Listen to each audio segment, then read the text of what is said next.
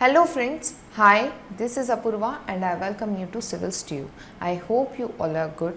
तो आज का जो हमारा ये करंट अफेयर्स सेशन है, इसमें हम 10 सितंबर 2020 की जितनी भी इम्पोर्टेंट न्यूज़ेस हैं उसे डिस्कस करेंगे। तो आज की जो हमारी फर्स्ट न्यूज़ है वो है प्राइम मिनिस्टर मोदी इनॉग्रेटेड पत्रिका गेट इन जयपुर। तो ये जो पत्रिका गेट है इसे इनॉग्रेट किया है प्राइम मिनिस्टर मोदी जी ने। कहाँ पे है ये गेट? जयपुर में है। किसके थ्रू किया है? Through video conferencing. ये एक आइकॉनिक गेट है जिसे पत्रिका ग्रुप ऑफ न्यूज़पेपर ने बनवाया है।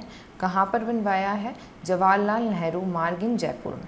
ये गेट बेसिकली बिल्ड किया गया है एज एन यूनिक मेमोरियल जो शो करता है राजस्थान का रिच कल्चर और आर्किटेक्चर को। ये जो गेट है इस पे एनग्रेव किया गया है architecture, culture, life style of every corner of Rajasthan को। ये जो पत्रिका गेट है इसके इनॉग्रेशन के साथ साथ इसी समय 2 बुक्स को भी लॉन्च किया गया है। इनका नाम है संवाद उपनिषद एंड अक्षर यात्रा, जिसके ऑथर हैं गुलाब कोठारी। ये गुलाब कोठारी कौन है? ये एडिटर इन चीफ है राजस्थान पत्रिका ग्रुप के। इसके अलावा पत्रिका ग्रुप ऑफ न्यूज़पेपर के ये चेयरपर्सन भी हैं। तो ये दोनों बुक्स के नाम और इनके ऑथर कौन है आपको ये याद होना चाहिए। इसके अलावा इम्पॉर्टेंट फैक्ट यहाँ पे ये है कि ये जो पत्रिका गेट है ये कहाँ पे बनवाया गया है? तो ये जयपुर में बनवाया गया है। अब जो हमारी नेक्स्ट न्यूज़ है वो रिलेटेड है India, US and Israel collaborating in 5G technology.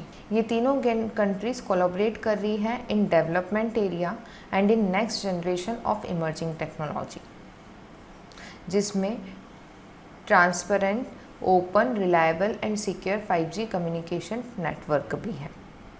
ठीक है, इंडिया, यूएस और इजराइल के बीच में ये कोलैबोरेशन है। ये एक ट्राइलेटरल इनिशिएटिव है जिसे स्टार्ट किया था प्राइम मिनिस्टर नरेंद्र मोदी ने जब उन्होंने इजराइल विजिट किया था 3 ईयर्स अगो। 2017 से ये जो ट्राइलेटरल इनिशिएटिव है ये स्टार्ट हुआ है। इस इनिशिएटिव के थ्रू जो डेवलपमेंट और टेक्नोलॉजी एरियाज़ हैं उसमें ये तीनों कंट्रीज़ कोलैबोरेट करने वाली है फॉर 5G टेक्नोलॉजी। अब हम देख लेते हैं कि बेसिकली 5G टेक्नोलॉजी होता क्या है। तो ये एक 5th जनरेशन मोबाइल नेटवर्क है। ये एक न्यू ग्लोबल वायरलेस स्टैंडर्ड है after 1G, 2G, 3G and 4G network. ये जो 5G नेटवर्क है ये न्यू काइंड ऑफ नेटवर्क है जिसे डिज़ाइन किया गया है to connect virtually everyone and everything. मतलब कि आपके पास जितनी भी मशीन्स है, जितनी भी ऑब्जेक्ट्स है, डिवाइसेस हैं, उनको आप वर्चुअली एक दूसरे से कनेक्ट कर पाओ और ईज़िली सारी चीज़ों को एक्सेस कर पाओ। ठीक है, इसके अलावा ये जो 5G वायरलेस टेक्नोलॉजी इसका मतलब है डिलीवर करना high multi GPS, peak data speed, ultra low latency, बहुत कम टाइम गैप हो डेटा प्रोवाइड करने में, ज़्यादा रिलायबल हो, मैसिव नेटवर्क कैपेसिटी हो, इंक्रीज़ हो अवेलेबिलिटी इस चीज़ की, मोर यूनिफॉर्म यूज़र एक्सपीरियंस हो टू मोर यूज़र्स। इसके अलावा high performance and improve efficiency, empower new user experience and connect new industries. ठीक है, तो 5G technology more advance communication technology है, 5th जनरेशन मोबाइल नेटवर्क। अब जो हमारी नेक्स्ट न्यूज़ है वो रिलेटेड है national skill development corporation and LinkedIn के बीच में पार्टनरशिप हुई है to accelerate digital skill training for youth. किसके बीच में हुई है? ये इम्पॉर्टेंट है कि NSDC ने लिंक्डइन के साथ में पार्टनरशिप करी है। ये पार्टनरशिप का मेन ऑब्जेक्टिव है फ्री लर्निंग रिसोर्स प्रोवाइड करवाना for digital skills that are in demand in today's economy. LinkedIn का जो डेटा है उसके अकॉर्डिंग इंडियन प्रोफेशनल्स जो भी हैं उनमें जिनके पास डिजिटल स्किल्स हैं उनकी 20% मोर डिमांड है एज़ कम्पेयर टू उन प्रोफेशनल्स के जिनके पास डिजिटल स्किल्स नहीं हैं। तो डिजिटल स्किल्स बहुत इम्पॉर्टेंट रोल प्ले कर रही है एम्प्लॉयमेंट जनरेशन में और इसलिए लिंक्डइन के साथ पार्टनरशिप करी है टू प्रोवाइड डिजिटल स्किल्स। अभी जो नेशनल स्किल डेवलपमेंट कॉरपोरेशन है ये एक not for profit public limited company है जिसे कब बनाया गया है? 2008 में बनाया गया है अंडर कंपनी एक्ट ऑफ 1956। ये जो NSDC है ये सेटअप की है by ministry of finance as public private partnership mode. अब जो हमारी नेक्स्ट न्यूज़ है वो रिलेटेड है first world solar technology summit से। ये जो समिट है इसे इनॉग्रेट किया है इंटरनेशनल सोलार अलायंस ने वर्चुअली। ठीक है, इस इवेंट का मेन ऑब्जेक्टिव था स्पॉटलाइट में लाना state of the art technologies को और जो नेक्स्ट जनरेशन टेक्नोलॉजीज़ हैं उनको, ताकि उनका यूज़ किया जा सके सोलार एनर्जी का मैक्सिमम आउटकम लेने में और सोलार एनर्जी का मोर इफ़ेक्टिवली यूज़ करने में। ओके, ये जो समिट था इसमें 4 इम्पॉर्टेंट MOUs या एग्रीमेंट साइन हुए हैं, जिसका मेन फोकस एरिया था सोलार एनर्जी सेक्टर। ठीक है, अब हम देख लेते हैं कि जो एग्रीमेंट्स हैं ये किस किस के बीच में साइन हुए। तो पहला जो पार्टनरशिप एग्रीमेंट है वो साइन हुआ है union minister of renewable energy India के बीच में, इसके अलावा वर्ल्ड बैंक एंड ISA के बीच में। इसका नाम है, यह एग्रीमेंट साइन हुआ है on one world one sun one grid पे। इसके अलावा जो सेकंड एग्रीमेंट है वो एक पार्टनरशिप एग्रीमेंट है जो साइन हुआ है ग्लोबल ग्रीन ग्रोथ इंस्टीट्यूट के बीच में और ISA के बीच में। इसका मेन ऑब्जेक्टिव है टू प्रमोट सोलार पंप्स। अब जो हमारा थर्ड एग्रीमेंट है वो मेमोरेंडम ऑफ अंडरस्टैंडिंग है जो साइन हुआ है international institute of refrigeration Paris और ISA के बीच में। और जो फोर्थ एग्रीमेंट है वो साइन हुआ है on the implementation of 47 project between ISA and NTPC। यहाँ पे NTPC का फुल फॉर्म है नेशनल थर्मल पावर कॉरपोरेशन। तो ये इम्पॉर्टेंट 4 एग्रीमेंट आउटकम है जो वर्ल्ड सोलार समिट हुआ है उसका। अब हम देखते हैं कि बेसिकली इंटरनेशनल सोलार अलायंस है क्या। ये एक इंडिया का इनिशिएटिव था जो Indian prime minister Narendra Modi ji ने और प्रेसिडेंट ऑफ फ्रांस ने 2015 में लिया था इन पेरिस में इस समय कॉन्फ्रेंस ऑफ पार्टी चल रही थी of the United nation framework convention on climate change. उसी के साइड लाइन में ये इनिशिएटिव लिया गया। जो ISA असेंबली है वो मेन डिसीजन मेकिंग बॉडी है ऑफ द अलायंस।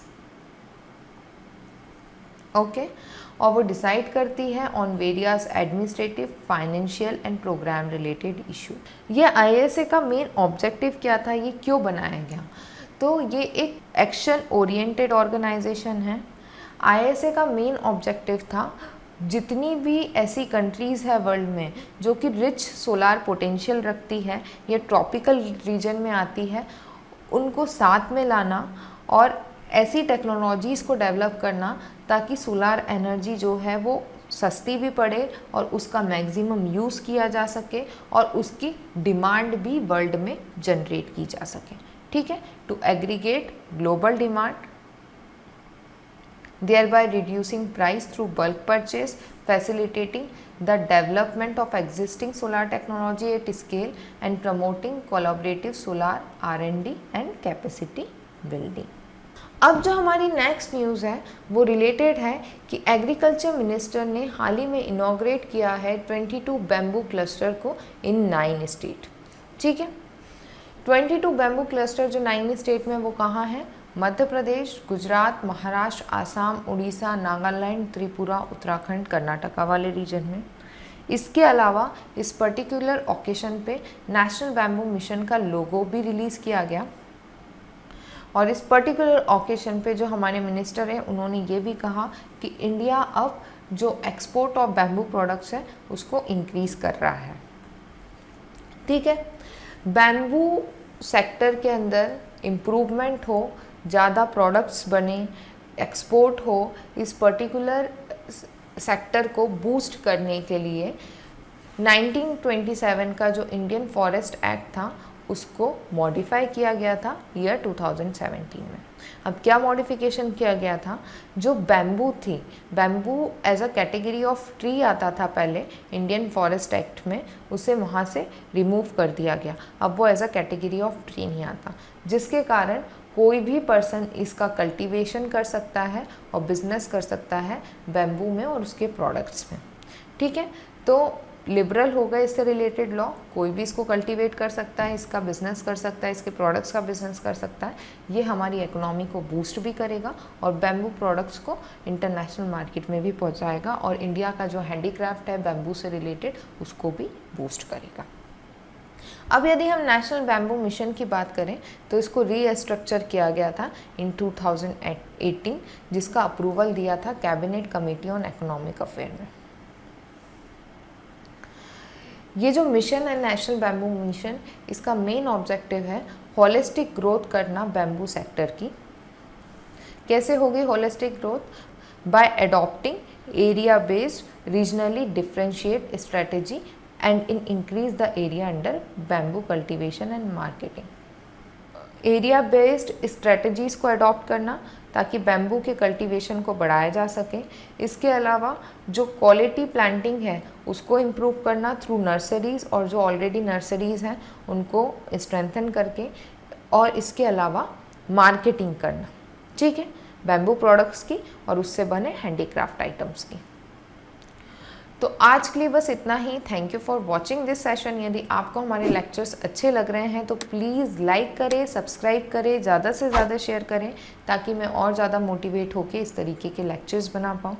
इसके अलावा यदि आपको ये जो करंट अफेयर का सेशन था इसका PDF चाहिए तो आप हमारा टेलीग्राम ग्रुप ज्वाइन कर सकते हैं सिविल्स ट्यूब के नाम से, और उसकी जो लिंक है वो मैं डिस्क्रिप्शन बॉक्स में भी दे रही हूँ। Thank you.